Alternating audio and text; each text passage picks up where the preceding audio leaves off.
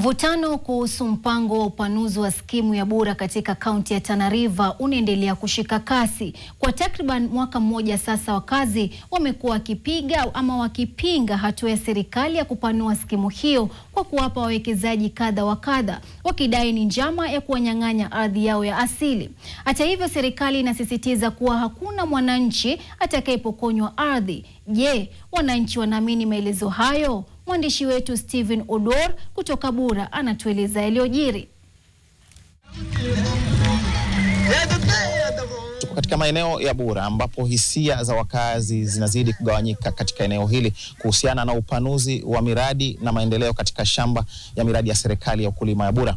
Kulingana na wakazi katika eneo hili, mpango huo unakusudia kuwanyang'anya ardhi tu, na hivyo basi wanasema kwamba hawajasusia maendeleo katika shamba hili, bali wanataka haki yao ya umiliki wa ardhi kulindwa kabla hatua zozote za utekelezaji kuchukuliwa. Siku hii ya leo hapa tumekuja hapa kueleza serikali, kueleza wakaji wa Chewele Ward na wengine wote wenye wanahusika na mambo na investors, ya kwamba sisi kama wakaji tunapinga hii maneno ya investors kwa sababu ya hizo njia na vile wenye wamekuja kufanya investors yao hapa Chewele Ward.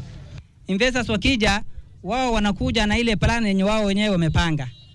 Ile plan yenye wao wenyewe wamepanga ya kuwa hiyo plan ya kwamba tunataka kujenga hapo factory 50,000 acre. 50,000 ni Chewele nzima. Kuanzia ile shule ya kitambo inaitwa Bilbil mpaka mwisho kule Nanigi, 50,000 acre.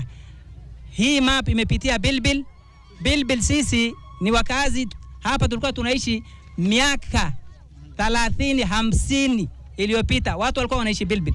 Hii ardhi ni ardhi tuliwachiwa na baba zetu, na mababa zetu waliwachiwa na babu zetu, na babu zetu waliwachiwa na mababu zetu zingine.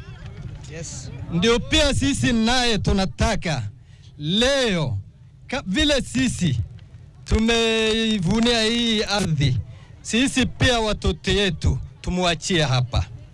Pia wao wawachiwe watoto yao. Leo tukimpatia mzungu, mtu wa biashara, afunge hii eneo, afungiwe, afanye mashamba, watoto wetu tumemwachia wapi?